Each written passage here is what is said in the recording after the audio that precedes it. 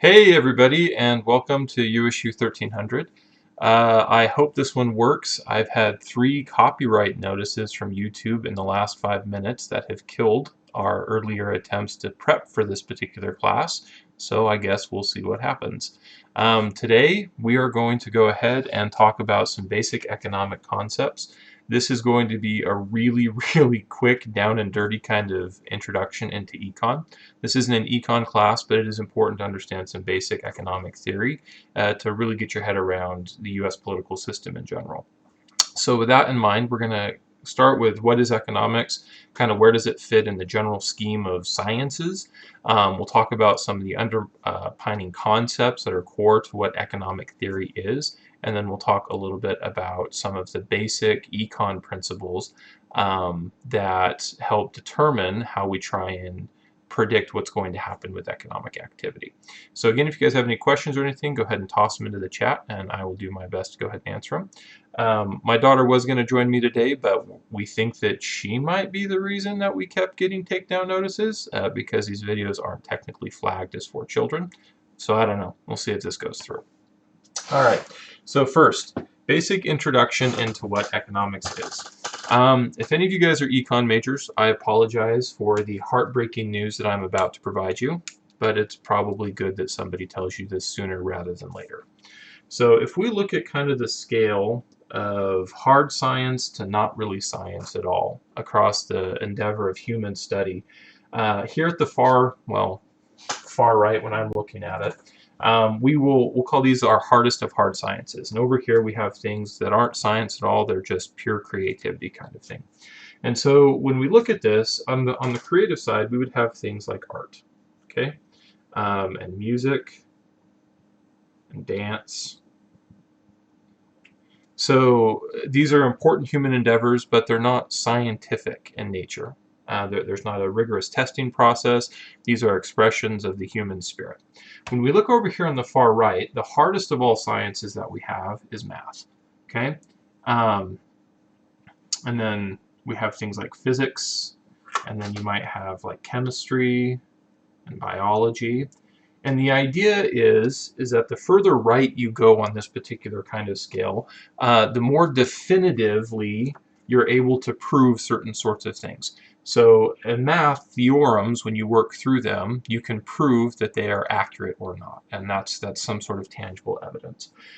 Here, when you're looking at things like music or dance or pottery, for artistic expression, you can't really prove that it's good or bad art. You have your impressions of it and what other people think, but everybody's kind of entitled to their own expression of the human spirit. Here, kind of, we're going to stick them sort of in the middle. We'll call them the social sciences. Okay, so here in social sciences, you would have things like sociology, political science for sure. Okay, it's not a hard science by any means. And we're going to go ahead and stick econ in here. Now, economists might get frustrated at this because they perceive of themselves as a hard science because they deal with numbers and algorithms and data, right? Totally get that. The problem, though, is economics is about predicting human behavior within an economic system. Anytime that you're dealing with people, you aren't dealing with a hard science because people are unpredictable. People make decisions that are difficult for us to anticipate, and when you put whole groups of people together, you increase the complexity of that sort of decision-making anticipation. And so economics, and this again is important to keep in mind, is not a hard science. What we're talking about are some basic principles and concepts that help us understand how economic systems function and provide guidance on what we can do to try and predict future activity, but it's not definitive. And that's really important to understand because if you ever talk to somebody and they say, yeah, economics guarantees X or economics guarantees Y, they're full of hot air, and you should definitely not believe anything else that comes out of their mouth. This is trying to predict human behavior. And again, humans we're just unpredictable people in a lot of context. And so while we have a high ability to try and understand what humans are going to do in a variety of situations, economic situations, it's never a one-to-one kind of, yes, this is a perfect outcome. And so before we even begin, we just need to understand that what we're talking about today, like political science, is an imperfect kind of work, and what we're doing is our best to understand the decisions that people make, but we have some flawed underlying assumptions in that process and some other things that we'll talk about. Okay, so again, if you're an econ major, I am sorry if I totally burst your bubble on that one. So we're going to change the board so this is easier to hold on my lap. And we are going to talk a little bit about the underpinning assumptions of economic theory in general. So first and foremost, economists work with something that we call rational actors. And normally if we were in class, we'd have a really good conversation or discussion about what it means to be rational. Harley's not here, Aiden's not here, Libby can't join apparently. And so we're just going to spew this at you instead of having some back and forth. I apologize for that. When we talk about rational, we're talking about a very specific kind of definition.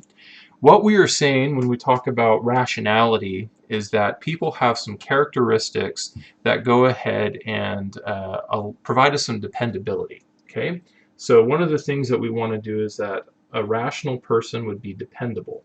Not necessarily responsible, these are different things, but predictable.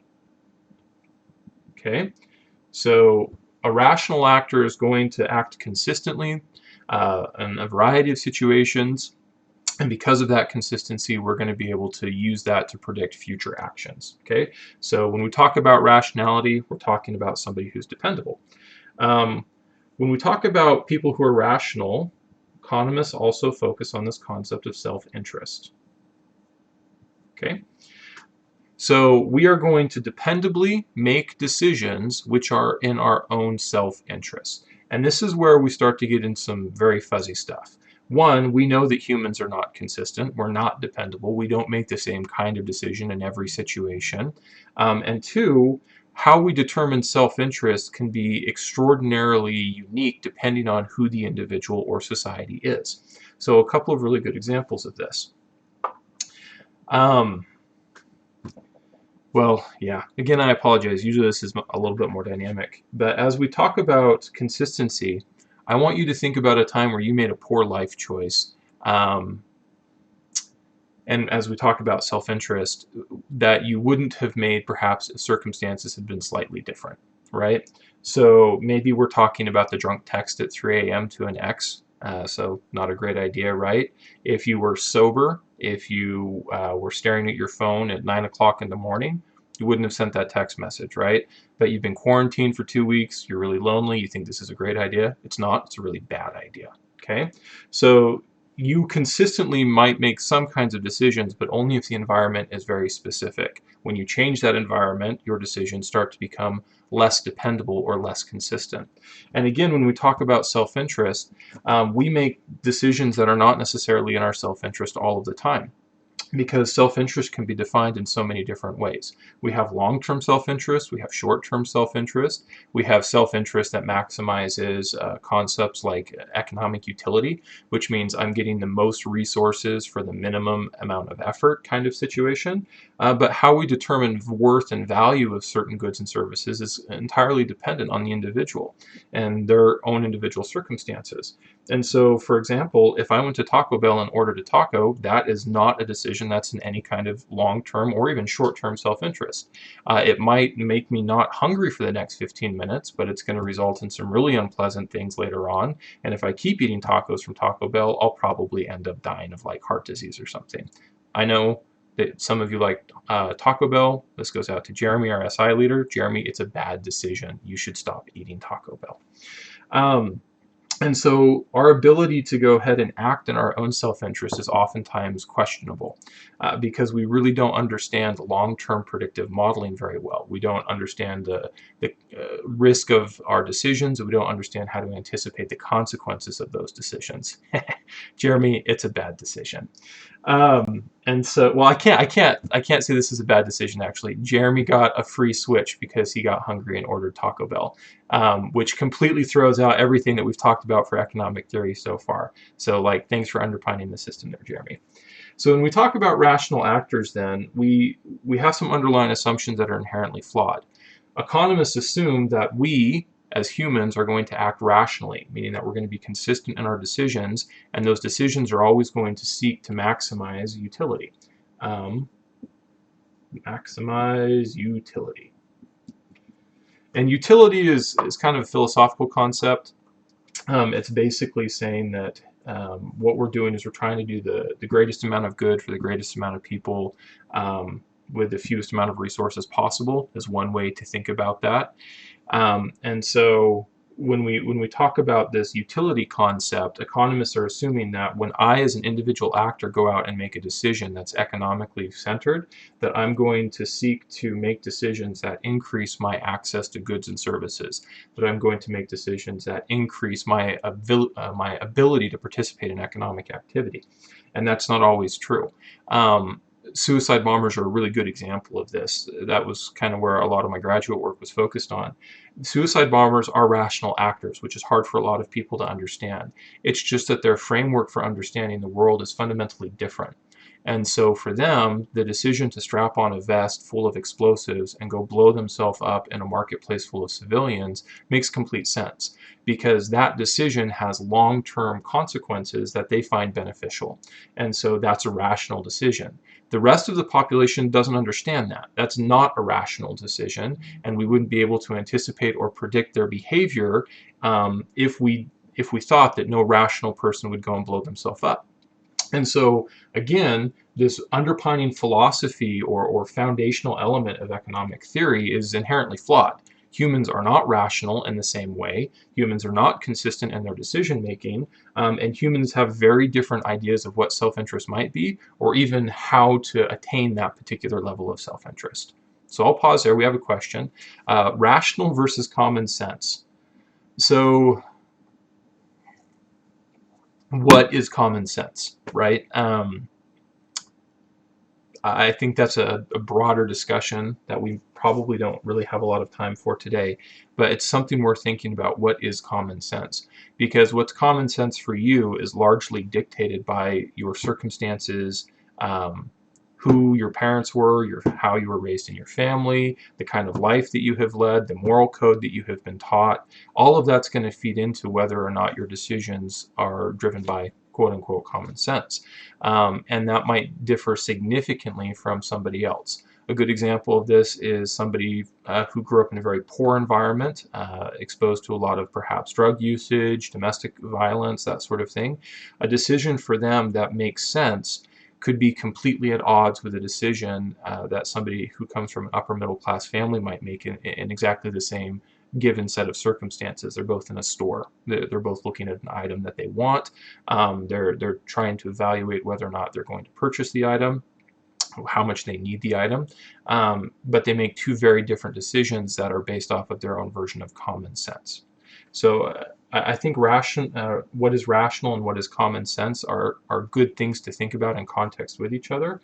But again, rational as it applies to this from an econ theory standpoint is people are maximizing utility, they're making consistent or dependable decisions in a variety of circumstances, and they're always seeking their own self-interest. So I'm going to pause there. Does anybody have any questions on this concept of what is a rational actor, or why rational actors are so important to economic theory?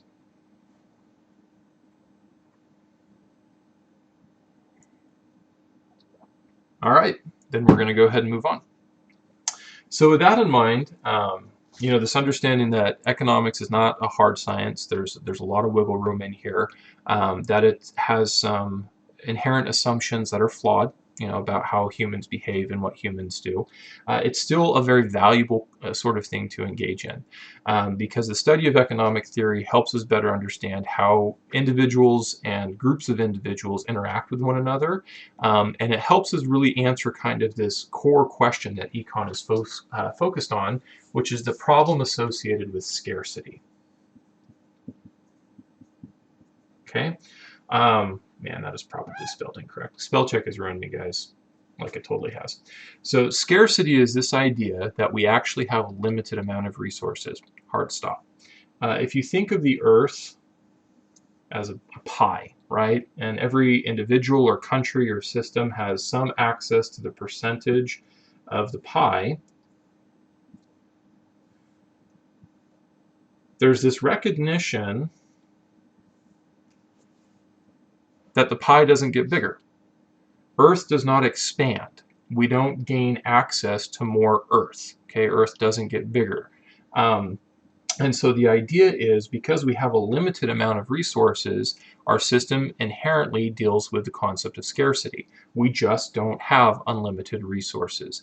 Even resources that we think might be unlimited, things like clean air or fresh water, they're not unlimited. Okay, so it's possible for us to destroy the air, it's possible for us to use up or destroy the water, and it's a resource that is finite.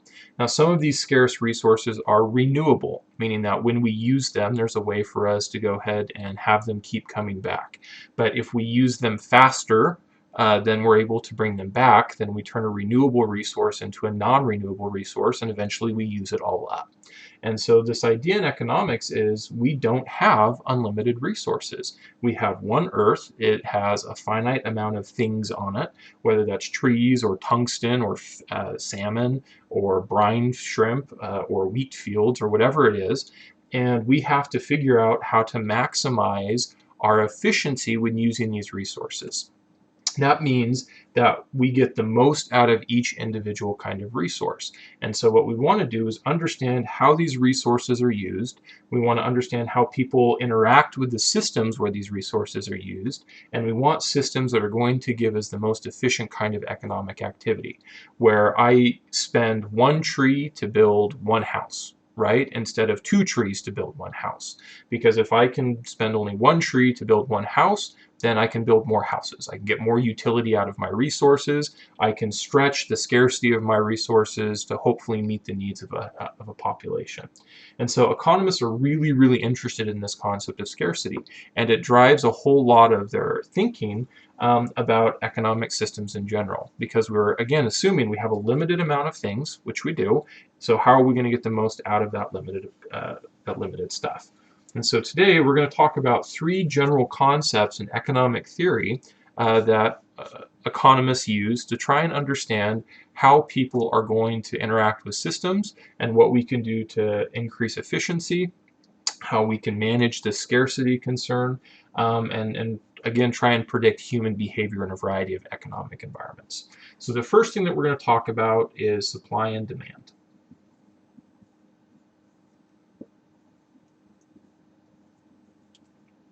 That's terrible. Sorry. Supply and demand is just this basic idea that there is a relationship between the amount of something, whether that is a good or a service, and the demand for that good or service. The basic idea is that if I have more stuff, right? So if I have a higher supply, then that supply is going to drive my demand down. The reason for this is if it's really easy to get something and everybody's able to get it, then that is going to decrease the need for most goods or services. Yeah, so I mean, we'll stick with our Taco Bell tacos, right? So Taco Bell tacos are awesome. So if I have one taco and I have 10 hungry people, I would talk about the relationship between supply and demand in this situation as a price point, or the cost of a taco. So again, I've got one taco, I've got 10 hungry people, and this is going to be the cost of my taco, right? So in this particular environment, we would think that our cost for that taco, or the price of that taco, is going to go up, because there's a lot of demand for the taco and there's a limited supply for that particular taco. 10 people want it, there's only one available, and so we expect to see the price or the cost of that taco increase. Now, if I have 10 tacos and I have only one hungry person, then I would expect the cost or the price of that taco to go down, because I have a lot of tacos, but there's only one person who wants it. And so as a business, I would try and get this person to buy more of these tacos, because tacos are a good that expires, right? They don't last forever. If I leave them in the fridge for too long, they'll go bad. And so I need to do what I can to make sure that I sell these 10 tacos before the value of that good expires completely. And so in this situation, I might say, okay, hey, my taco is going to cost 10 bucks, right? So if you want my one taco, you're going to have to pay me $10 for it. And whoever pays me $10 first gets that taco. In this situation, I might say, my tacos only cost $1. So, I mean, buy 10 tacos, right? And so in this particular environment, we have 10 people, one taco, cost of the taco or price goes up. In this environment, we have 10 tacos, one person, so the price or cost of the taco goes down. When we try and go ahead and view this from a graphical standpoint, we've got something that looks a little bit like this. So what we see here is we see how much of a unit is being produced, and then here is P, this is our price point. And we're not going to get super in depth on this. This is just to kind of show how the relationship might work. And then we have what we call the price of our unit. What we're looking for is what we call an equilibrium, right? That's where the price of the unit and the availability of the unit reach a point where we sell all of the units that are available. So we have a price in our market where people are like, yeah, I'm going to go ahead and buy 50 of these units at this particular price, and I'm manufacturing 50 of these units, right? And so at this particular juncture, what we see is in this perfect environment based off of some other things that have been accounted for that we really don't care about for today's lecture, $23.40 is how much we should charge for our thingamabob if we want to be able to make sure that we sell all of the thingamabobs that we're currently able to produce. Okay, so again, as our price goes down, you'll notice that we have a lot more units being produced. So we have just a glut of stuff as our price and as our price goes up, we see that there's an inverse relationship here, so our demand goes down. And so people say, dude, if you're going to charge me 50 bucks per unit, the market's only going to be willing to buy 20,000 units, even though as a manufacturer at that price, I could make like 80,000 units, right? And so the lower your price, the more your demand is, but the less revenue you have to actually create new goods and services. All right. So this is kind of this relationship between supply and demand. It's this idea, again, that we have some sort of connection between the availability of a good, the demand of that good, and how much people are willing to purchase that particular good for. Now, is supply and demand a perfect predictor? The answer is no, okay? It's absolutely not a perfect predictor, and there's a variety of potential reasons why. Before we get to that, though, we do have a question in the chat. This affect cost of going up when there's a lower supply and higher demand contribute to more scarcity on a larger scale or less? That's a really good question. So when we think about this relationship and how it might impact scarcity, if I sell one taco, so here's my taco, for $10, okay? And each taco costs me 10 cents to manufacture. How many tacos can I go ahead and produce at this? Well, so this is a basic math question. We would say that we can go ahead and produce 100 tacos, right? So those tacos are going to use a lot of, they're going to use 100 tacos worth of goods and services or resources, let's call them RUs, resource units, in order to manufacture. And again, based on this concept of scarcity, we would assume that that's going to decrease the amount of resources available. Is this a bad thing? It depends.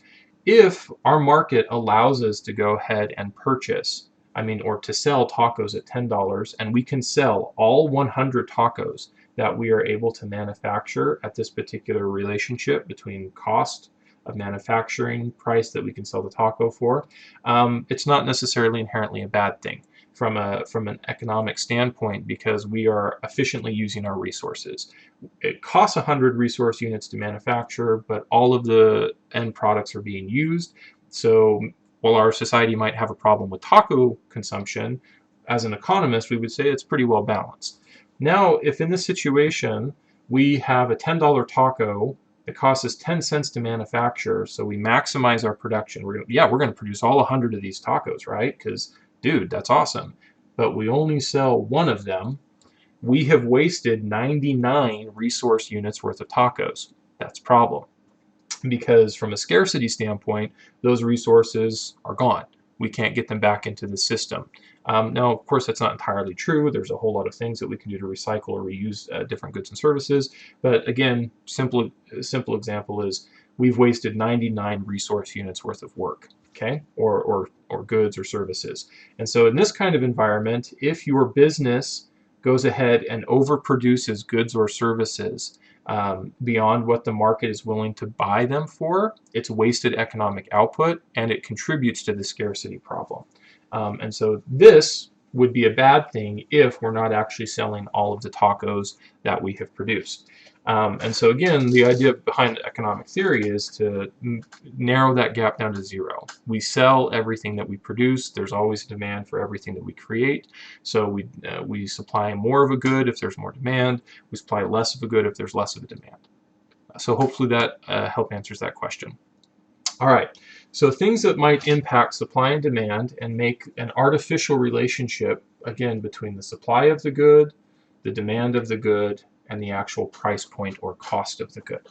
On the supply side, things that might go ahead and artificially increase or decrease the availability of a good or service. You might have an unexpected scarcity of resources. So tacos require certain things to manufacture, right? So we need cheese, we need beef for chicken or something, lettuce, we'll just say veg. Okay, and then, you know, soft shell, because soft shell tacos are way better than hard shell tacos, and hot sauce, right? Definitely got to have some hot sauce in there. So now I've got my taco resources, and should probably put an E on the cheese. If somewhere in my supply side I lose access or ready access to one of these resources, because again our total taco cost was 10 cents, then we might see an artificial decrease in my supply, right? So all of a sudden all the dairy farmers go on strike and their beef farmer or rancher friends join them, and so now I have no cheese or beef. And that means that my supply side is going to be impacted because I have a scarcity of a good. So this is basically just a continuation of supply and demand throughout my entire logistics chain. So I have a demand for these things. That demand decreases, so my cost is going to go up because now I don't have ready supply for them. And so it's this long tail effect or ripple effect that we've talked about in class on other things. And so that's just supply and demand throughout my logistics chain, right? What though if I figure out a way to go ahead and freeze beef for 10 years? And it's still edible, and I heavily season it with some stuff to make people still want to buy it. And so now I have this giant stockpile of beef, right? And I just keep stockpiling more and more beef. And then I go ahead and decide to glut the market with beef because none of the other taco people have that much beef available to them. And so I say, all right, tacos are now only cost me 5 cents to manufacture because I have all this vested beef that I need to start using up, and so I'm going to drop the price of my tacos. And so again, we're looking at a logistics impact based off of supply and demand of a specific given resource. We'll come back to something like nationwide hunger in just a second. So supply and demand can impact other aspects of supply and demand, right? So we go on throughout the logistics chain. We might consider that kind of a natural consequence. Unnatural impacts, though. Marketing. So in this one is typically focused on the demand side of this particular equation. So we might have the ability to produce a good or service for $100, right? And in a typical all things equal kind of thing, the market is willing to pay $200. So this is our manufacturing cost, and this is what people are willing to pay for it, okay? And so we have a demand with a price point that says we can manufacture phones at $100 a phone, and we can sell those phones for $200 a phone, and we can sell all of the phones that we manufacture at that $200 price point. But we want to go ahead and increase demand, because as demand increases, the price that people are willing to pay for that increases, but we don't want to do anything to our supply side. So what we're going to do is marketing. We're going to convince people that our phones are worth more money. We're going to associate them with a lifestyle. We're going to associate them with a brand identity. We're going to denigrate people that don't buy our particular brand of phone. We're going to go ahead and say, hey, this is the only phone that really cool people use. This is what Apple did, right? So I don't know if any of you guys are familiar with this. I wouldn't necessarily expect you to be, but Apple did not invent the smartphone. What they did is they took a bunch of pre-existing concepts and combined them into one sort of platform, and they did it pretty well. Okay, but then they used that platform to further establish an already existing brand and convince people that if you didn't own an iPhone, dude, you were less than. Okay, and we saw this earlier with some of their other product rollouts, things like the iPod. So I'm confident that almost none of you have ever heard of something called the Microsoft Zune. The Microsoft Zune was an MP3 player. It was technically superior to the Apple offering. It had better technical specifications. It had a lower price point. It was, by the market standard, a superior product.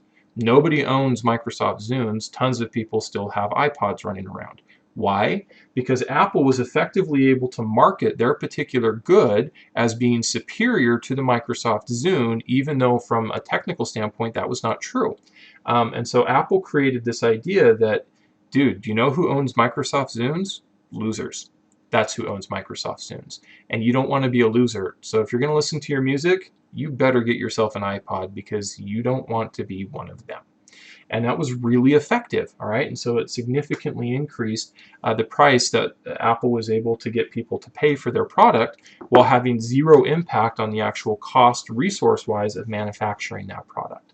And so it was very effective. And lots of brands continue to do that. You see this in the electronic space, you see it in the alcohol space, you see it in the clothing space, the car space.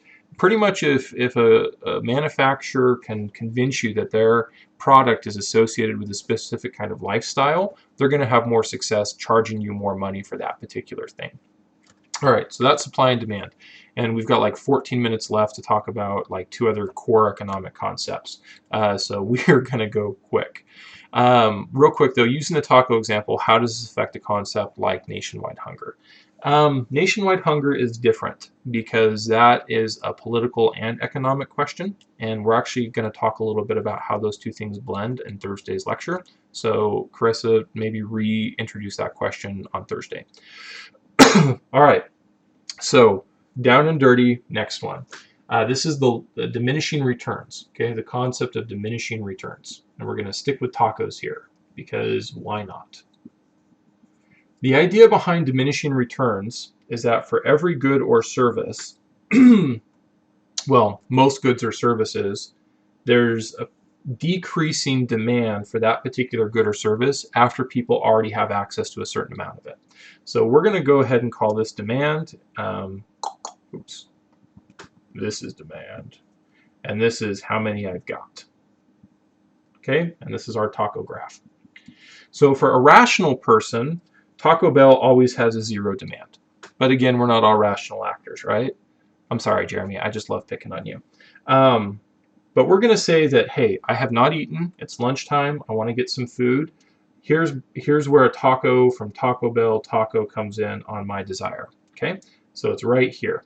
And I am definitely willing to go ahead and pay to get that taco. So again, let's say that's $1 a taco. I'll pay $1 a taco. Now that I've eaten that taco, my desire or demand for that particular product probably goes down. Do I really want to eat 2 tacos, 3 tacos, 10 tacos? And this can be reflected or shown as companies try and price things aggressively, right? And so Taco Bell might say, hey, you can have 1 taco for $1, or you can have 10 tacos for $1, but you have to eat all 10 tacos right here in the store. And the question becomes, how many of us are going to buy 10 tacos for $1? Well, sure, if there's no risk, I'll only eat 3 of them and throw the other 7 away. And so Taco Bell says, but if you don't eat all 10, I'm going to charge you $10 per taco. All right, and so all of a sudden there's some consequences there, and so we're going to say, no, actually, I only want to pay $1 for a taco, even though $1 for 10 tacos is, economically speaking, a far better deal. Our demand for that good or service goes down as we have more access to it. How many people own more than one smartphone? Typically, the people that do are those that require multiple smartphones for different kinds of functions. But most people only have one. And this has actually become somewhat problematic for smartphone manufacturers because their older products are still pretty good. It's to have a 3-year-old smartphone in 2020. I mean, it still does everything you need it to, right? It allows you to communicate with people through a variety of different technologies. You can surf the internet. You can have games and applications on there. It's a really useful device. And so getting the newest smartphone in 2020, that might not be necessary for everybody because their 3-year-old device still functions pretty well.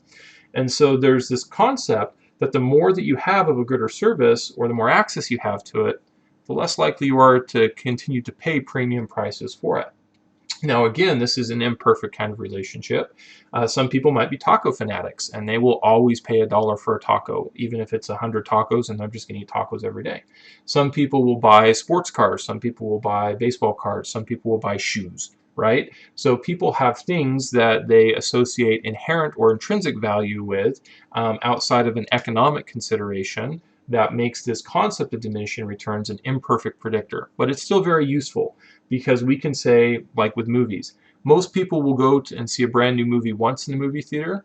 Yeah, they liked it, they enjoyed it. They're not going back 2, 3, 4, 5, 6, 7 times. And so once a certain percentage of your population has been saturated by a good or a service, you can expect to see less kind of economic activity around that good or service. And that's one reason why our economy is so heavily based off of this constant idea of innovation or new things. We always need the new hotness because we're tired with the old stuff and nobody's going to spend money on the old stuff. Now, are there things that are resistant to this idea of diminishing returns? Absolutely, right? So I ate today, doesn't mean I don't need to eat tomorrow. Definitely going to have some food later on. I drove my car today. Does it mean I don't need to drive it tomorrow? No, I'm probably going to go pay for gas, right? And so there are certain goods or services that we consistently pay for, even though we've already had the same good or service previously, maybe even relatively recently. We're going to continue to buy that good or service. And so diminishing returns is really helpful for us to understand goods that are non-necessary components for the general population, and how economic activity might change as more and more people gain access to that particular good or service. But it doesn't do a good job of predicting necessary things. Toilet paper recently is another pretty good example of this. I don't know if any of you guys have seen this, but a ton of people are now trying to take back toilet paper that they purchased because they realized maybe I don't need over 2,000 rolls of toilet paper in my house. I am actually, this is just on a personal level, super delighted to see that stores are saying no, because stores have plenty of toilet paper and they're saying, hey, could be infected. We can't have you return this stuff. And I think that's a wonderful way for people to learn a lesson that maybe you shouldn't hoard unnecessary things. But yeah, so toilet paper, super high demand when people were told they were going to have to stay home. And then all of a sudden they realized, man, maybe I don't need as much as I've got. So it has much less value to me than it did at the start of this thing. Diminishing returns, right? All right, so we've got like 8 minutes left. We're going to talk about one last concept, and then we will try and answer any questions that pop through chat. This is an abbreviation for comparative advantage. I'm going to be really quick on this one. Okay. Again, we have this idea of scarcity. The United States, China, and Australia, we have PCs, we have steel, and we have suntans, because why not?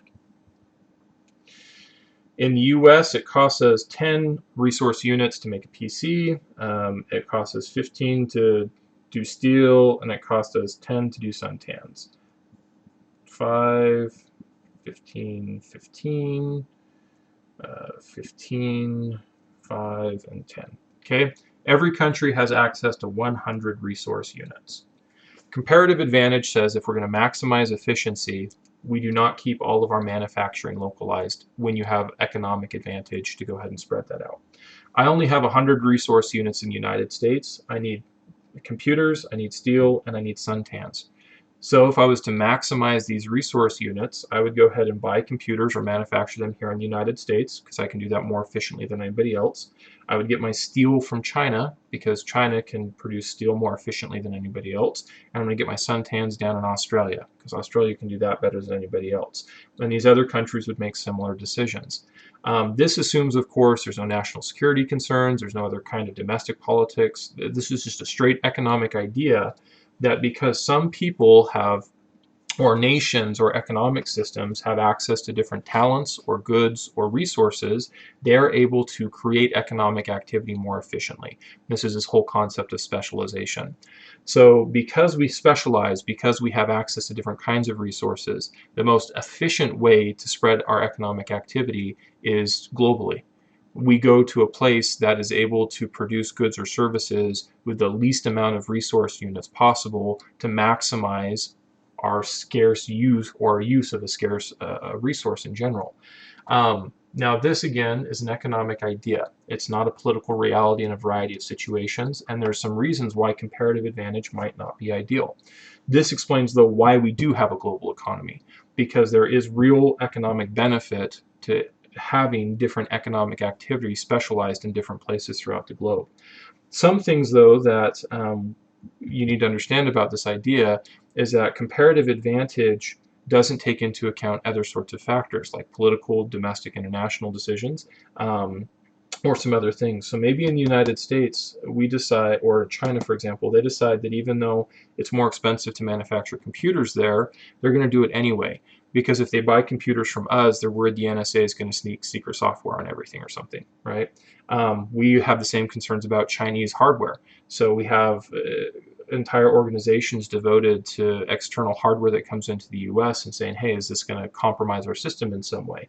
Or we might just say, you know, this is something critical to our national security. So even though it costs more to manufacture it locally, we need to control the means of production, and we can't do that in a foreign country.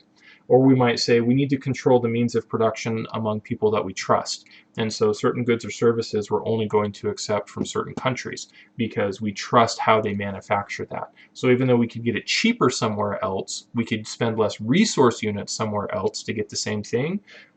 We have a value associated with trust or some other kind of component that says we'll spend a little bit more of our resources to get a good or service from somebody that we trust more. And this is a huge component in why the global economic system is not entirely a free market system, which again we'll talk more about on Thursday as we talk about free markets and other things. And so we might have comparative advantage when we talk about economic output, but we might decide that that comparative advantage doesn't outweigh other kinds of concerns. Why do we want to manufacture more stuff in the United States? Well, because some Americans were really, really hard hit when we exported manufacturing abroad. And so for political reasons, we think it's better that American citizens have access to the jobs created through that industry rather than spending less money to get the products if we had them manufactured somewhere else. Again, this impacts all sorts of trade decisions. But comparative advantage, the idea that specialized markets can more efficiently produce goods or services, is one of the underpinning concepts of this whole concept of a global economy. All right, I'm going to pause. I have been jabbering on for like 40 minutes now. So do we have any other questions or concerns from chat that we want to talk about before we wrap up today's lecture?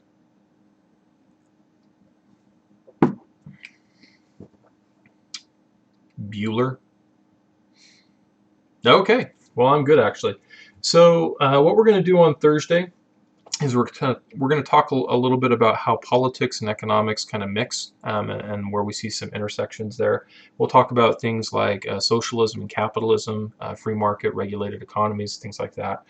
Try and understand a little bit better some sort of political decisions around economic output. And hopefully that will prepare you guys well to think about these sorts of concepts going forward. If you guys need anything, if you have any questions or concerns, please go ahead and let me know. We're always available via email. You guys stay safe out there, and we will catch you on Thursday.